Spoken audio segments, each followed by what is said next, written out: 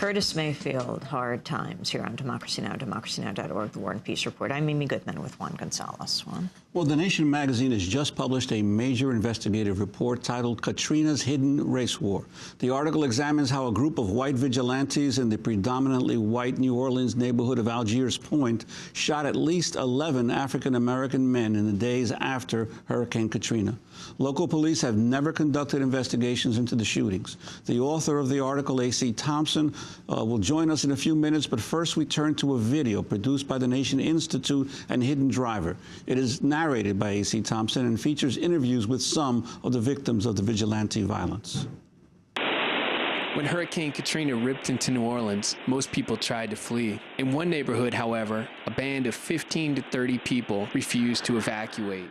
With the police department crippled, these people amassed weapons and began patrolling the streets. Before long, bullets began to fly. Over the past 18 months, I've interviewed figures on all sides of the gunfire. The gunmen, people who were shot and survived, and witnesses to the violence. Severed from the rest of New Orleans by the river, Algiers Point is an insular, predominantly white neighborhood within the larger Algiers district, which is mostly African American. As word spread that Algiers Point was dry, desperate people fleeing flooded zip codes began headed toward the West Bank. I never thought that I would witness what I did during Katrina. You know, not in Algiers Point. Not among some individuals that I classified as neighbors. We're blocking both ends of the street. This is during Hurricane, Katrina. They're doing looting. They're looting the businesses right now, and we figure they'll eventually get around to looting the houses. Fearing an influx of outsiders, the gunmen of Algiers Point barricaded their streets. Malik Rahim is one of a handful of blacks living in Algiers Point. In the days after Katrina, he says he was threatened at gunpoint by several white neighbors. I couldn't walk through Algiers Point. You couldn't? Oh, no, I could stay on my block. But if I would have turned that corner, I would have been in a firefight. Malik's friend, Reggie Bell, was also confronted at gunpoint. After they caught up with him, they told him to run. And if he would have ran, they was going to kill him. They were going to shoot him in the back. And he told him, he said, hey, man, he said, I live right here. He told him to run. At the ferry terminal in Algiers Point, the National Guard established an evacuation zone and began busing flood victims to Houston. On September 1st, 2005, Donnell Herrington left his home and began walking toward the ferry terminal with his cousin, Marcel Alexander, and a friend, Chris Collins. To get to the evacuation zone, the trio had to walk through Algiers Point. You know, I was talking to my cousin and our friend, and I was telling them that, yeah, we finally about to get out of here. You know, I was talking, because my cousin was on the side of me, on the right side, and I looked down at my arms and everything, and because you know, some of the shots hit me in my arm, my chest, my neck, my stomach, and you know, I just saw blood everywhere. I'm trying to pick him up the shots again, so I fell. And Donnell trying to get up, man, we always trying, we panicking now. And he was like hollering, like, you okay, you all right? And he was, you know, like I said, he was pretty hysterical, man. And when I saw the guy, when I actually recognized the guy with the shotgun, you know, and it was like he was reloading or something. As I'm trying to pick him up, they coming towards us with the gun. Like probably, like at that time, like probably 2 or 3 of them. And so now I'm trying to get out this guy, trying to get away from him, you know? 2 of them coming my way, and one of them coming at the nail way. Was the last I saw Donnell. And I'm running, me and Chris running, and it was like, oh, we gonna get you niggas. I ran up into the corner, and they had these 2 guys in the car. They had these 2 white men in the car, an older white guy and another, you know, a younger white guy. And they had their shirts off. I can remember, you know. And they were like in a small pickup truck. We know y'all, what y'all was doing. We saw y'all. Marcel goes on to say the vigilantes thought he was a looter. And, you know, I'm asking these guys, I'm like, help, you know. you know, help me, you know what I mean? And the guys was like, I can remember him telling me, we can't help you, you know? Get out of here, you know what I'm saying? And one of the guys, one of them, I can remember one of them calling me a nigger, you know, get out of here, nigga. We can't help you. We liable to shoot you ourselves. That was the last thing I heard him say. Eventually, Herrington got help. A black neighbor drove him to the hospital, where doctors pulled 7 lead pellets out of his neck and repaired a large hole in his jugular vein, saving him from death.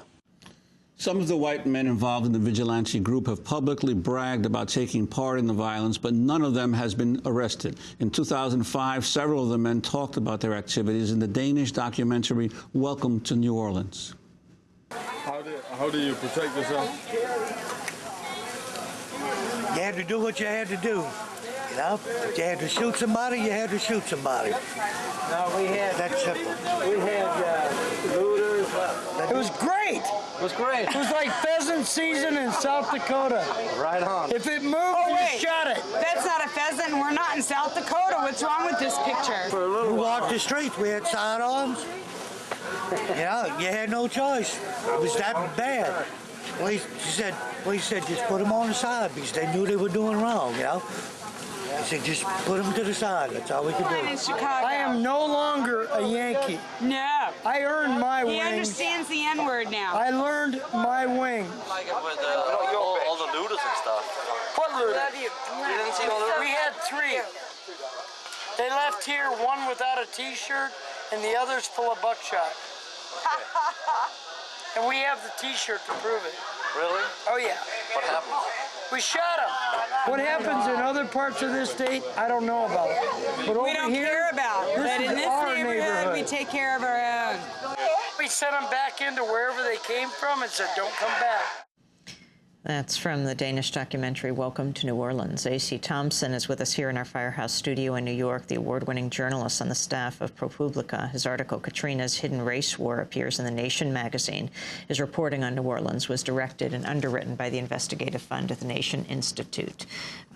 ProPublica provided additional support, as did the Center for Investigative Reporting and New American Media. We're also joined by Donnell Herrington in New Orleans. He nearly died on September 1st, 2005, after being shot by a white vigilante while he was heading to an official evacuation site at the Algiers Point ferry terminal. I wanted to ask you, Donnell Herrington, as you watched the last clip from Welcome to New Orleans, what were your thoughts? What were your feelings? Donnell, are you there? Yeah, I'm here. Can you hear me? Yes, I can hear you now. Yeah. To answer your last question, you know, I felt pretty sad. It made me feel pretty sad. For me to even watch that particular clip, it was hard. I was heartbroken when I saw that.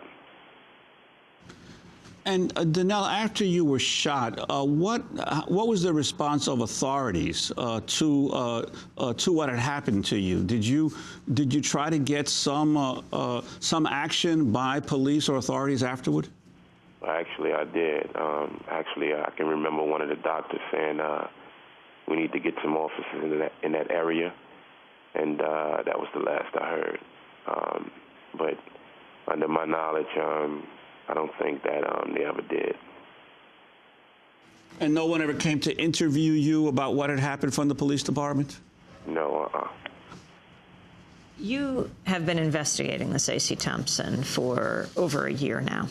Katrina's Hidden Race War, saying, as everyone was talking about black looters, we're talking about white vigilantes terrorizing the black community.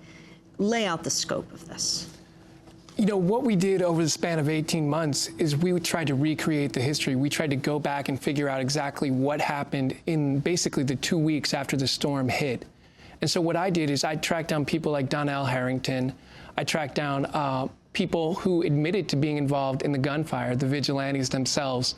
I tracked down eyewitnesses, people like Malik Rahim, and I asked everyone, what did you see? Don't tell me about what you heard about. Don't tell me about what people told you about. Tell me about what you saw, what you were involved in, what you experienced.